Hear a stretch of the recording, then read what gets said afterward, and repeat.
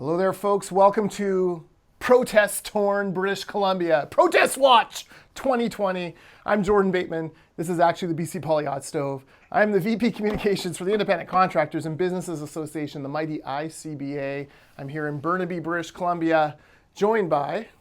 I'm McLean Kay. I'm the editor-in-chief of the mighty ORCA, joining you live from the beautiful and, yes, protested currently BC Legislature in Victoria. You know, McLean, if you had told us a year ago that one of our workplaces / communities would be protested, I would have said, well, I can, practically see the Trans Mountain tank farm from our office. No doubt it'll be us here in Burnaby. No. It's you, another ongoing protest. They've shut down the ceremonial doors.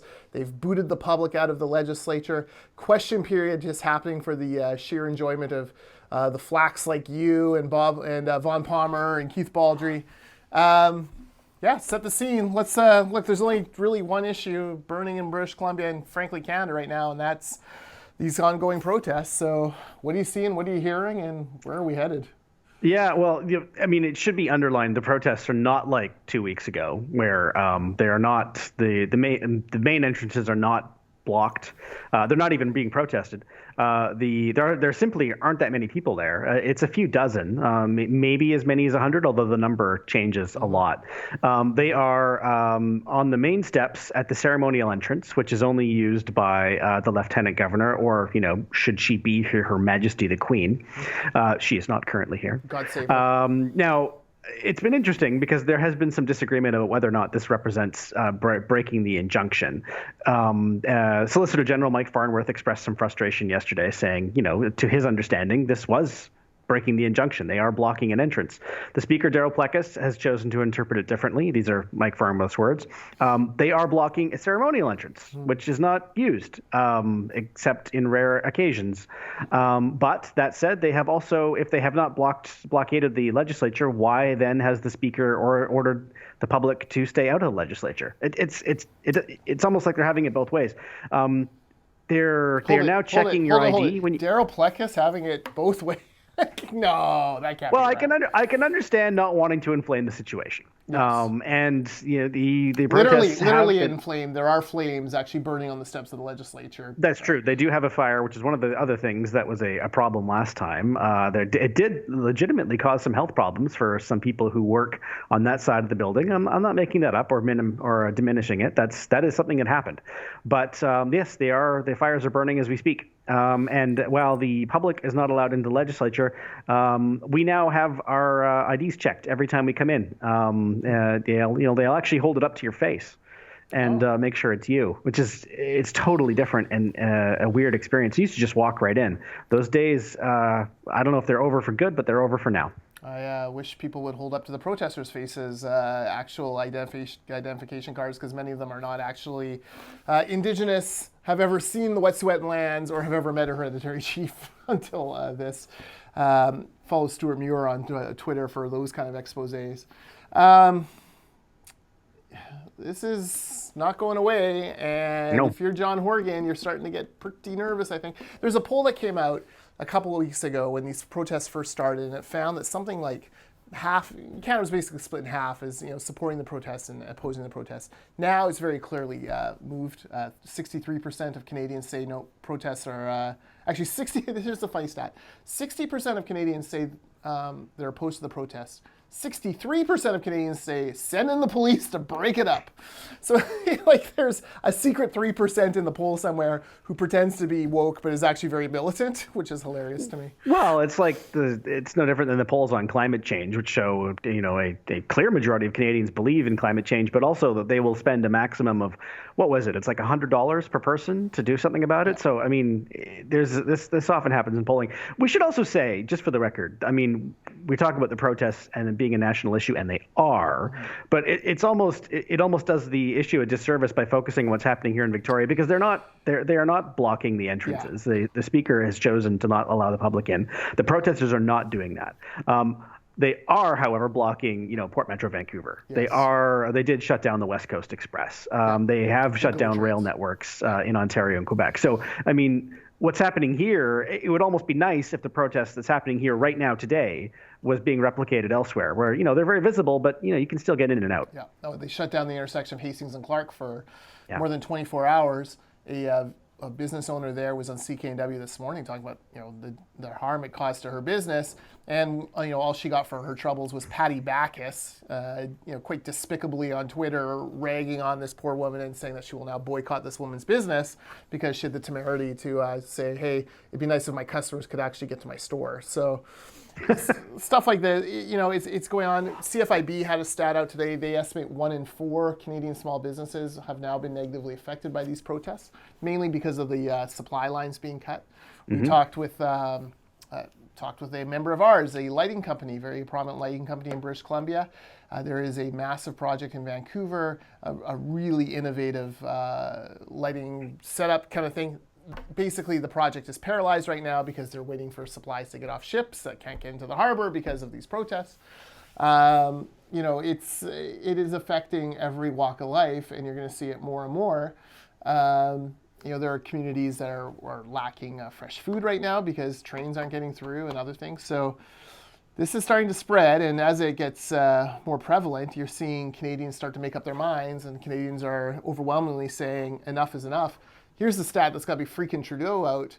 The Conservative Party of Canada, leaderless, are up 5 points in the last month solely because of this. Up 5 points in the last month, and during a leadership campaign that has not, contest rather, that has not bathed itself in glory so far either, right? It's not been inspiring, no. Like even in BC, but that's even worse news, I think, for the Prime Minister. Yeah, well, exactly. And 59% of British Columbians disapprove of these protests. The public is speaking and saying, guys, do something about this. And the leaders are all kind of hemming and hawing and just praying that it kind of disappears. There was a press conference this morning, as you mentioned, the protesters on the steps, young, quote unquote, Indigenous people, some of them very much young Indigenous people, some of them not Indigenous at all, in fact, not Canadian at all. But they laid out their demands, and you're going the first ones are kind of typical, right? Re-engage the hereditary elders, blah blah. Take the RCMP off of their blah. But then they got crazier and crazier and crazier. Essentially banning all work camps because, as they call them, man camps, because they are apparently roving bands of rapists waiting to destroy mankind or female kind.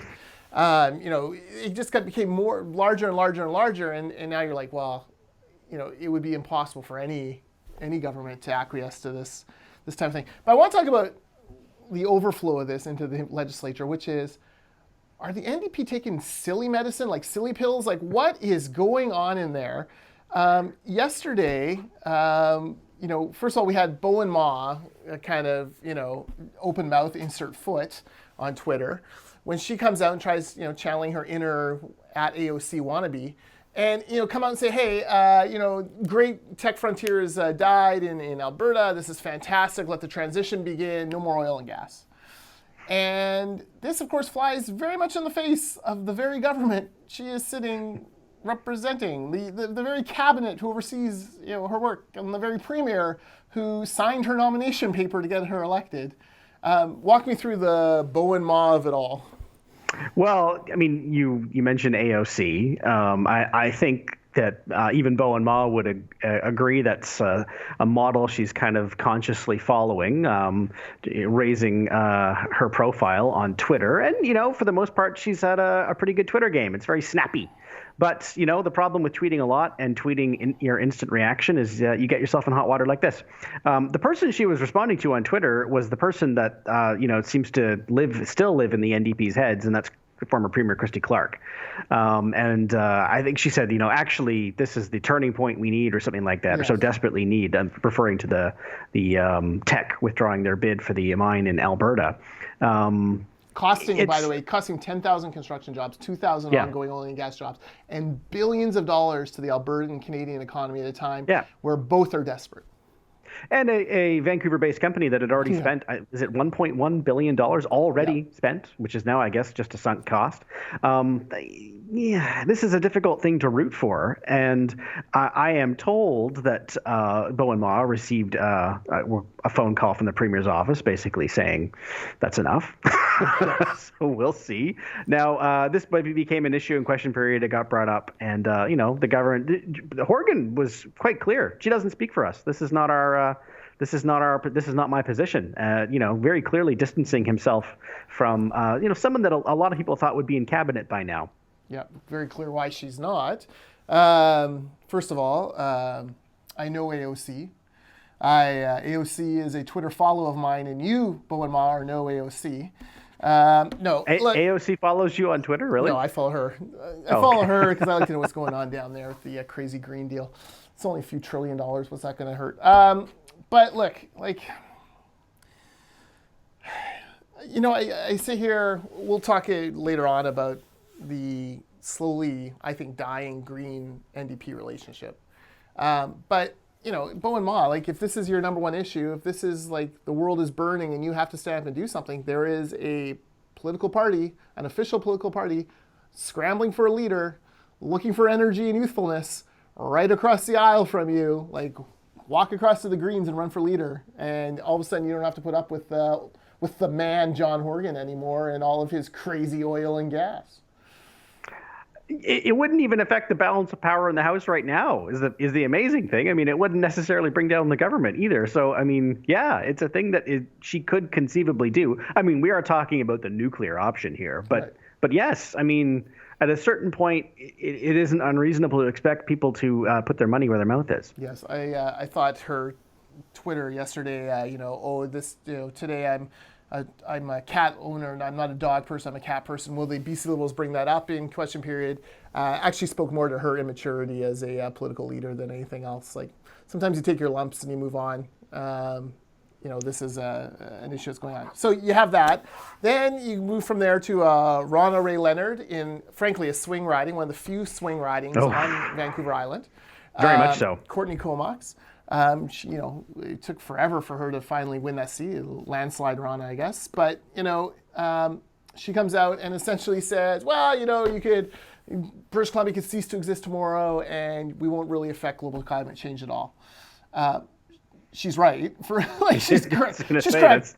The numbers are correct, but that's an argument that, like, the Canadian Taxpayers Federation makes. That's the argument that climate deniers, as Ronna Ray has previous labeled people, like to say. That's not actually something NDP MLAs are allowed to say.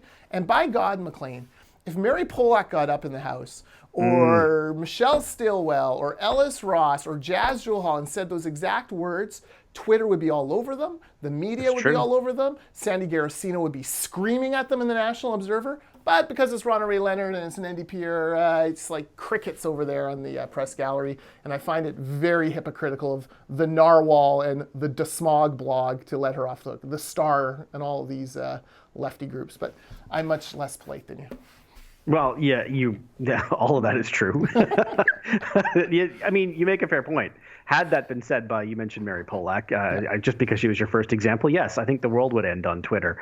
It was funny. It was interesting. I saw Andrew Weaver. He also outlined his objection to what Ronna Ray was saying, but he was also more critical of the BC Liberals for posting it. Because it was on Hansard, and I actually didn't know this. You're not allowed to use Hansard clips unless you're from that same party. And I think it was Terry Lake, former MLA, who said, really? I mean, that's what's got you more upset here? The fact that they used a publicly available clip rather than what she said? It's all just kind of silly. Silly. Here's the thing. Ronna Ray Leonard is right. The math is pretty clear and simple, is that here in British Columbia, we could shut down the province tomorrow. It doesn't really, it doesn't help. Shut down the whole country. You could shut down the whole country. The tech frontier mine, here's the most staggering stat of all. These these climate change activists who are fighting it. Tech frontier, a year's worth of emissions from that oil sands mine would have equaled 4 hours of emissions from China. Mm-hmm. And we're fighting this, but not that. It's crazy. It's crazy. The United States of America now is the third largest exporter of liquefied natural gas in the world. The way they are growing, they will be number one within a matter of years. no one fights them on that.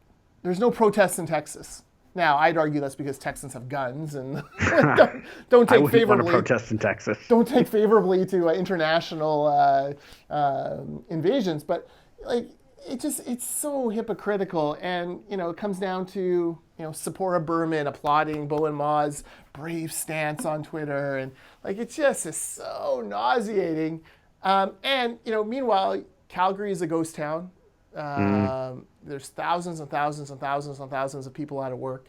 Alberta is struggling to pay for critical public services like teachers and hospitals, and schools, and all these important things that that these lefties, these eco-activists claim to are important to them, but don't want to see funded through means other than taking tax dollars from people. I guess it's such a mess. Where is this going? And I know, if we knew, we could bet on it and I guess make money. I don't know. Is that possible?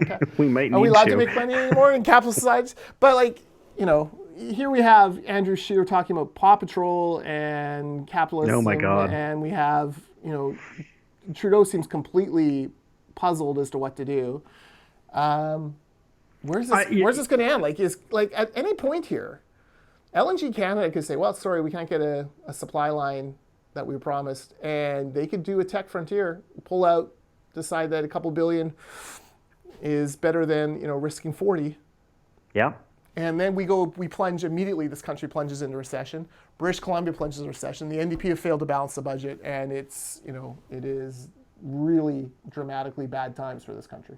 Jen Gerson, who is a journalist, I believe based in Calgary, had actually a really interesting and gentle and diplomatic Twitter thread about this, basically saying, however you feel about the tech decision, at a certain point, and I think we're there already, the effect of capital flight and the reluctance of companies, domestic or international, to invest in this country is going to have real serious consequences to the way we all live. And, whether you object to resource development or support it, the fact of the matter is it has been the underpinning of the certainly the regional economy, but also the national economy. And just taking it away and pretending that, oh, well, it's okay, we'll switch to solar is going to make, is going to cushion the economic blow it's pretending. And again, you can think that the tech proposal was a bad idea. I don't necessarily, but you can, and still think that, at a certain point, the lack of investment, the lack of jobs, the lack of economic activity, it becomes a big, serious, unignorable problem. Yeah, no, you're exactly right. And this, I think, was the crux of the debate between Ellis Ross, former chief counselor of the Haisla First Nation, the one who signed the first LNG deal, the one, at a key figure now, BC Liberal MLA, and Pam Palmatier, a academic from back east who, claims to speak on behalf of all the Indigenous people, and who I think very little of, but that's besides the point. And, Ellis, went, to his credit, went on CTV, did a live debate with this with Pam Palmatier, and frankly, mopped the floors with her arguments. He was very clear as to why First Nations, including the Wet'suwet'en, by the way, support resource development, and how that is the path to prosperity, and that is the path out of things like, clean water advisories, youth suicide, crime, unemployment, hopelessness, despair. This is the path forward. This is the golden goose we've been given. Let's seize this opportunity and do it. And you had Pam Palmatier with her, $200,000 a year academic salary and speaking tour, snapping back at him from an ivory tower in Toronto, claiming that, Ellis, who's done more for Indigenous people in this province, in this country, than almost anyone. It was a shocking thing. If you haven't watched it yet, find CTV's clip of it because it's outstanding. Yeah, I don't think I could do it justice to try and recap it. You should absolutely track it down. It's freely available on CTV's website, and there's clips of it all over Twitter. Because you're right, it's Pam Palmatier was kind of caught flat-footed, I think, by Ellis Ross, because a lot of her arguments just evaporate in the face of somebody like Ellis, who is an actual on-the-ground Indigenous leader. who absolutely had no time whatsoever for her arguments. I mean, it's a heated and combative interview. Mm-hmm. It's almost good that they were separated by, what is it, 4,000 kilometers. Yeah. Anyway, I encourage you to watch it for yourself. Yeah, look, and Pam Palmatier for once couldn't use her usual default strategy of, well, you're just being racist, you're just being prejudiced against First Nations, because Ellis is First Nation. Like, he's a leader in that community. He's like, a shining example of what can be done. So there was that whole thing, and then she switched to like climate change arguments in the middle, and that's when Ellis knew that he had her, because all of a sudden, she basically ceded all the other arguments to him, and he kind of laughed. And Ellis, to his credit, it would be very easy for Ellis Ross to, well, look, it would be very easy in a few different ways. He could have gone the Bo and Ma route and sniped from the sidelines, and maybe he doesn't like what Andrew Wilkinson is doing or whatever, or doesn't like John Harding doing, and kind of snipe on Twitter and try to win the Twitter popularity contest. He could have sat this one out. He could have done any number of things, right?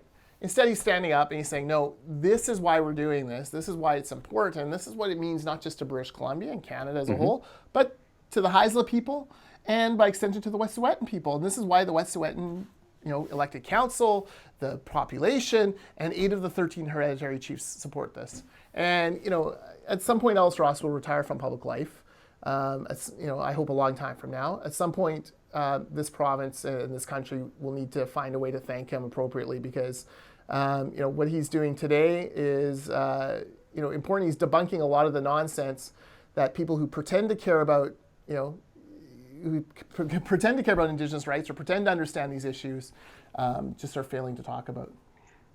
And, it's been interesting to watch, sort of from a high level, the way this has been covered for the last few weeks. Even taking away wherever you fall on the issue. When it started, it was always referred to in the headlines as, a protest in support of Indigenous people or First Nations. And then it moved into being a protest in support of the Wet'suwet'en. Mm-hmm. And then in the last week or so, it became a protest in support. And I'm speaking about like the way this was covered and in headlines and Twitter. And then it became in support of the Wet'suwet'en hereditary chiefs. And now you're already seeing it become a protest in support of those Wet'suwet'en hereditary chiefs who oppose the pipeline, which, as you say, is not a majority of the hereditary chiefs. In other words, it's the goalposts keep getting moved, and it keeps becoming a smaller and smaller group of people. And again, you can agree with them, but it has become, just patently false to convey that this was, a pan-Indigenous movement. It manifestly is not. Yeah, no, you're absolutely right. Let's shift gears and talk about some of the other issues going on the ledge, although I'm sure that many of them will overlap with this. One that does kind of overlap is Adam Olsen and Michelle Mungal having quite the funny exchange. I mean, not ha-ha funny, but more like head-scratching funny, where Adam Olsen asks in question period, hey, you've promised $700 million for the transition to the tech economy. Obviously, very important to the Greens. They, in their agreement, had wanted a tech commissioner. That was brought in and then scrapped. Now they want to know about this money to transition people away from oil and gas. Ties into what we've been talking about. $700 million. How much of that was the film tax credit? Or does that include the film tax credit? Which, of course, is an existing industry that's been going on forever. Mungal, I guess, well, you were there, shocked, appalled, didn't understand, didn't have the notes. And then Adam Olsen admitted, well, I gave you this question ahead of time and you still don't have the answer? Did I get that right? Yeah, you are. And this is the day before. This is on Monday's question period when it started. And Minister Mungal came up and gave the same sort of messaging twice. So on the second day, yesterday, Olsen got up again and said, and said explicitly, look, we give you guys the questions in advance because we want the actual answers. So again, it's a yes or no question. Does this include the film and tax credit? Yeah. And, Mungal could have probably just got up and said yes. But, again, he gave a lengthy preamble and then so yes, and then more messaging. It's Olsen got applauded by the BC Liberal caucus for, calling them on this, which even he thought was funny in the moment and said, that's never happened before, which got a big laugh from both sides of from the aisle. It was a silly kind of needless exchange. I mean, it was an avoidable error for the NDP. Mungall could have just stood up and said, you know what, yes, it does, and here are the reasons why we did this. Yeah. No, exactly. Like, it's a fast-growing street, blah, blah, blah. Now, so this begs two questions for me. Number one, first of all, the fact the Greens give them the questions in advance is absolute nonsense. I think, violates Westminster Convention. You talk about posting Hansard online. Come on, Doc Weaver. Like, you've been doing this for years, giving them the questions ahead of time. That's crazy. Like, that's the dumbest thing I've ever heard. If a minister can't be prepared to talk off the cuff about whatever it is that a opposition party wants to ask, they shouldn't be a minister, number one. Yeah. Number two, we are seeing this drift. I think the NDP now are at the point where, like, hey, these guys will never defeat us. And if they do, who cares? We'll go to the polls and obliterate them. So whatever. Like, there's a sudden kind of disrespect creeping in here between the NDP and the Greens, where, Adam Olsen and Sonia Furstenau are still, soldiering on with their little CASA agreement. And, oh, no, this is the terms of it. And the NDP are like, whatever. There's no tech commissioner anymore, innovation commissioner. We're not even bothering to answer the questions that you give us ahead of time. Like, the relationship seems to be coming to an end.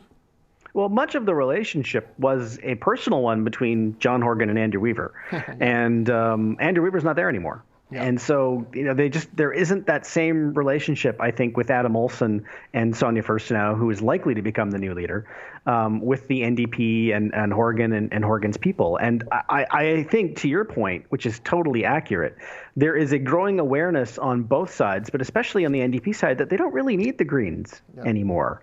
We're not going to have an election before the set election date, which is only, 18 months away, not even. Yep. The Greens can't afford to go to an election early, and there's no reason for them to provoke one. So why do we need to keep giving them, I was going to say treats. I don't want to be dismissive, but the NDP don't need them anymore and are kind of acting like it. Yeah, and if you're the Green Party, you're late to this understanding. You should be out there kicking the snot out of these guys because you're going to have to beat them. Like, the Greens aren't up against BC Liberals for 5 or 6 ridings. They're fighting the NDP in those 5 or 6 ridings. And your survival, Adam Olsen, your survival, Sonia Furstenau, depends on your ability to kick the snot out of the NDP in the next however many weeks until months, as many as 20 until the next election. So you've got to find a way to get there. And as a quick wrap up to that point, and I do want to mention this, is that the one place they are trying to differentiate themselves is on environmental policy. But again, voted for LNG, allowed Site C to happen. Yep. At a certain point, you can be angry about these things, but you had the ace. You chose not to play it, and that's just where we are right now. Yeah, but they did manage to get one piece of legislation passed. I can't remember what it was, but they got it passed. It was ridiculous. Okay, let's talk about a few other things. Okay, so the BC Liberals read the budget, as I did, with much curiosity about the ongoing plans of the NDP.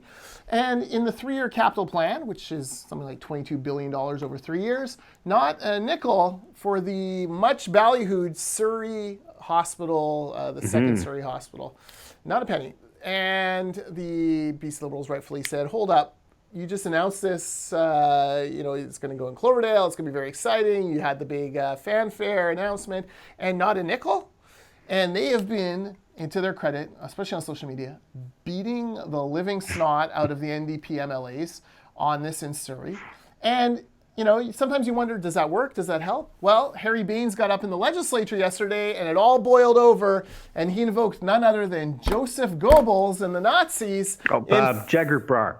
Oh, Jagrup Brar, sorry, not Harry Baines. Yes. Yeah, Harry Baines is a little bit more polished than that. Jagrup Brar got up and invoked the Nazis in saying, quoted Joseph Goebbels in fighting back against this actually truthful narrative. So it's obviously working. I mean, I don't even know what to say about bringing up Joseph Goebbels. I mean, they should all know better. He was reading it from notes. He had written it down ahead of time. I'm going to say this. He thought he was making a great point, and it just there is no great point you can make when you're quoting a Nazi. It just doesn't work that way. Exactly. And he should have known better. He has since apologized, which is good, but there's no reason to go there in the first place. It's weird. It's Joseph Goebbels keeps getting quoted in the legislature. I think Leonard Krog did it 3 times. which is just I don't understand. It's not like it has ever gone over well.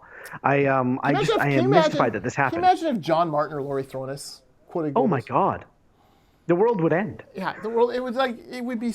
And this is where the hypocrisy comes in, right? And like it drives me a little bit crazy too because don't quote them, quote Catherine McKenna. If you say if you say the lie loud enough, I think was her quote, which is a little bit different than Goebbels. Like the quote there you go, Catherine McKenna. Who's going to get mad at you for that? Yeah, I mean, and the way he did it, which was he was being really coy about it. Brar was. He thought it was. Where he said something like, "Well, I've heard the expression. I don't know who said it. I don't know who said it." And he clearly, obviously, was. He could have just got up and say, you may have heard the expression this. And then later, if he got called on about it, he could have, plausibly said, "Oh my God, is that where that came from? I'm so sorry." But the point stands. But because he did it in such a winking, look, I'm going to quote Goebbels without quoting Goebbels kind of way. Like, no, that does not fly. Guys of all political stripes, on all social media, don't quote the Nazis. Don't compare your current plight to the Nazis. Don't invoke Nazism. Like, just let it go. Yeah. This should not be difficult advice. This should not be hard to do. It's if I was trading some of these MLAs, I would say, when you reach that point when you want to quote a Nazi, the simple thing to do is just not do it. Don't do it. It's not hard. Do not do it. All right. Okay, so then lots of good reporting coming out of the budget besides the fact there's no money for Surrey Hospital. Apparently, Selena Robinson has decided to smother the Auditor General for local government. I've had a love-hate / tolerant relationship of the AGLG's office. Yeah. I liked it when it was introduced by Christy Clark. I thought it was going to be a good thing. I was at the Taxpayers Federation at the time. In fact, I think it was one of the validators on the press release. Then we skip ahead to they hired the wrong person who was absolutely abysmal at the job. Gave them a massive budget. I think it was Bazia Ruth was her name. Oh my goodness. Bazia something. Anyways. Terrible. I can't remember. Terribly mismanaged, and something like 7 audits or 3 audits in years had passed and billions and millions of dollars. But then it's slowly gotten better under the new person. Yeah. I think Gordon Ruth, is the new person. Yes. They kind of turned it around, got it ship shape. It was starting to actually deliver interesting projects. Not just the key is there's 200 municipalities, so you want to, when you audit something, you want to actually be providing best practices and worst case examples to other municipalities to either follow or avoid as need be. Mm-hmm. And they were starting to do that, and I thought, okay, well, they've kind of settled in now, and they'll build up this base, but inexplicably, with no fanfare or announcement, a third of their budget slashed this year, and they will be gone within 2 or 3 years.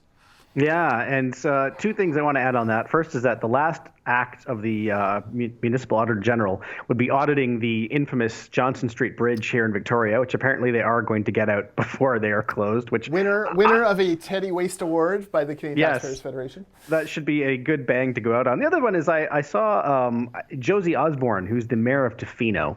Did you say Ozzy Osbourne? Yes. Did I get it wrong? Sorry. Is it? No, I'm just kidding. I don't know. Okay. It sounded like said Ozzy Osbourne in my earpiece. Oh, sorry. She is hardly a fire-breathing conservative. No. In fact, if I had to guess, I'd say she probably votes NDP. Not a criticism.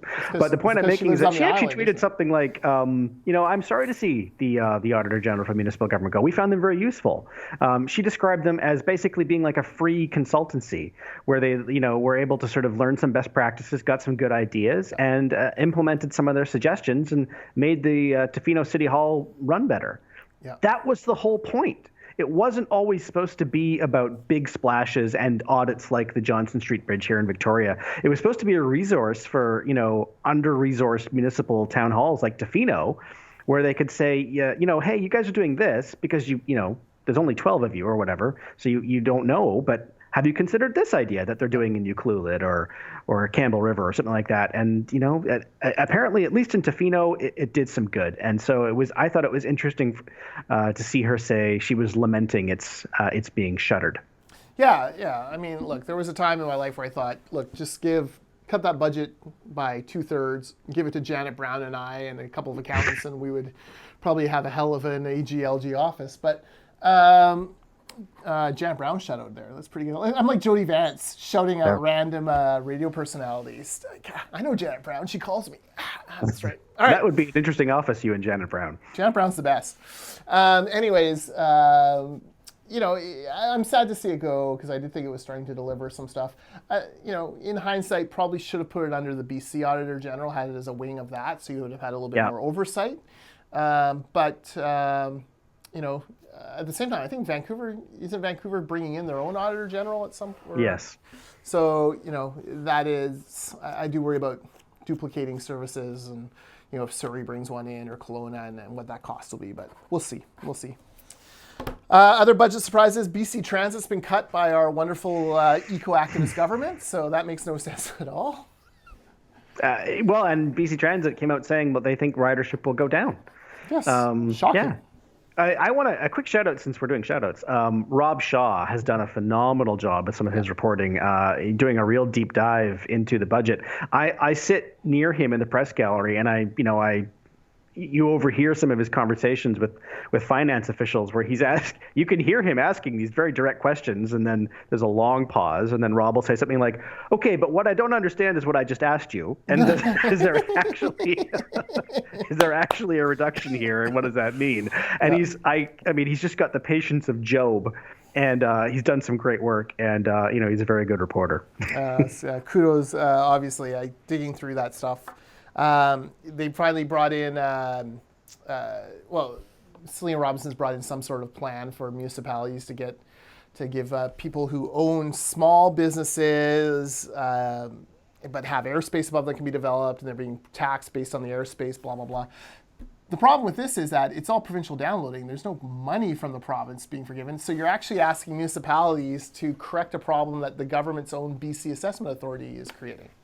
Yeah, this one almost didn't get the attention it deserved because so much has been happening. But you're right. It's basically what they've done is they've given the municipalities more flexibility, I guess, but they're still expecting that they'll recover the costs that they were overcharging small businesses for, and lumping them onto someone else. There's no compensation, if you like, being given to these municipal governments.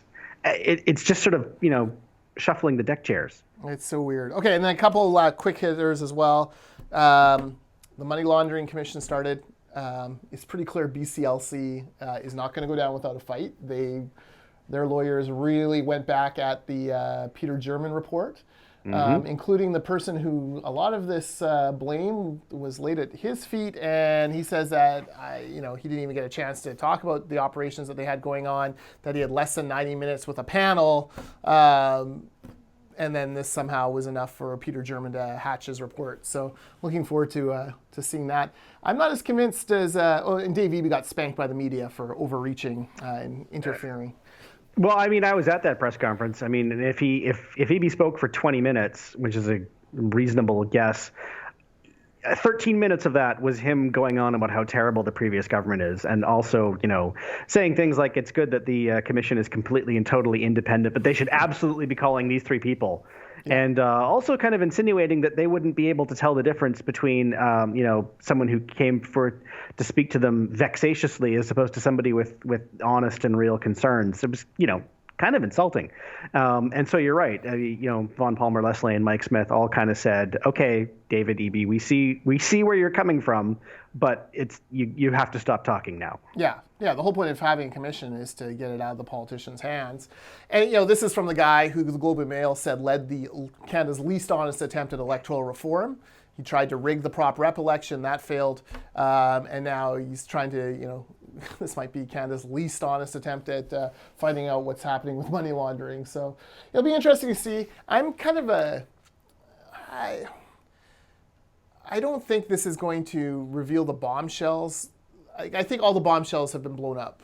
I agree. I think that if David Eby had another video of hockey bags full of money coming into a casino somewhere, he would have shown it probably at that press conference on Monday morning, right? He would not be sitting on it. Times have been desperate enough for the NDP in recent weeks and months. They've had enough bad news cycles that they would have brought it out. So I think we've seen everything we're going to see, except the defense. And I'm very curious what these BC Lottery Commission officials come up with in explaining some of the actions that went on. I think the federal government's going to end up taking a real beating on this because, frankly, the federal government has responsibility for policing international crime syndicates that come to Canada. That's right. And It seems like they failed at that. It seems like FinTrack was a reporting system, but not, didn't actually provoke any kind of action from the federal government. And heck, David Eby himself says he's still waiting for the feds to do something. Yeah. So, I do think that, obviously the BC Liberals are going to take a beating. They were in power for 16 years, and I'm sure there are things that they would like to do over. The NDP in the 90s are going to take a beating over in the Nanaimo Commonwealth, and changing some of the gambling minimum rules. Everyone's going to take a little bit of a hit here, but I do not think this is I think David Eby has set expectations so high about a bloodlust. I've seen Rich Coleman and Mike DeYoung's cars. If they're corrupt and taking big money laundering dollars, they're not very good at it. They are not wealthy people. Come on. Sometimes there's this sense on Twitter. You see it with ICBC. Oh, Christy Clark raided the ICBC coffers. She bankrupted ICBC for a personal gain. Well, Christy Clark didn't walk out with pocket stuff full of money from ICBC. That money went from ICBC to general revenue. And it sucks for drivers, but it still went to general taxation. It was spent on roads or hospitals or schools or teachers or bureaucrats or whatever your favorite thing is. There was no walking out the door with all this money stuffed in your pockets. It went to other things. The same thing I think with money laundering is, Rich Coleman and Mike DeYoung, there's no profit for these guys. They're public officials. Their salaries, there was no change. So it sort of amazes me that how people start to talk, but don't actually go to the next step in their thinking, right? Wait a minute, where did that money actually go? If it's true that some money was taken. Well, and there's always going to be an attempt, I think, to try and pin a very simple, tweetable narrative on problems like this. But, right. I mean, they're almost always very complicated and the result of kind of a perfect storm of happenstance and, probably some bad decisions. I think we're seeing it happen now again in terms of an attempt to pin a simple narrative on what's happening now with Strata Insurance. Mm-hmm. How do you explain the cause of that in 240 characters or less? You can't. It's complicated. Yeah. And I'm not sure we understand it very well at this point. But at some point, someone is going to try and point a finger and be like, it's this insurance company. And it's because they're screwing you and they're taking your money. Well, that doesn't appear to be the case. Insurance companies have to have a certain amount of revenue come in to offset claims. So clearly their claims have been going up in British Columbia if the cost is going up as well. So the question should be, why are claims going up? What is it that is making it so expensive? And I'll give you a little hint here, McLean. Part of it is government's fault because their stupid code regulations are so crazy, so onerous, and so difficult that it becomes more costly to fix things. And just like David Eby whines and complains about ICBC and that the fender of that Ferrari costs 5 times a Honda Civic to replace.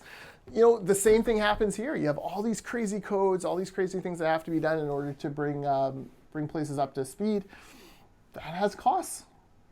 Yeah, and we're going through this without sharing too much personal information. My own Strata has its AGM this evening, where we're going to find out. We're going to be sharing with our owners exactly where we're at. Spoiler alert: if you live with me, we are taking a hit, but we are much, much, much more fortunate than even immediate neighbors on our street. I'm looking forward to live tweeting by you from the Strata meeting tonight. No, it sucks. No doubt, it totally sucks. It certainly, the NDP are concerned, I think, is it does erode this idea of affordability. And if the ballot question next time is, are you better off giving more money in your pocket than you did 4 years ago?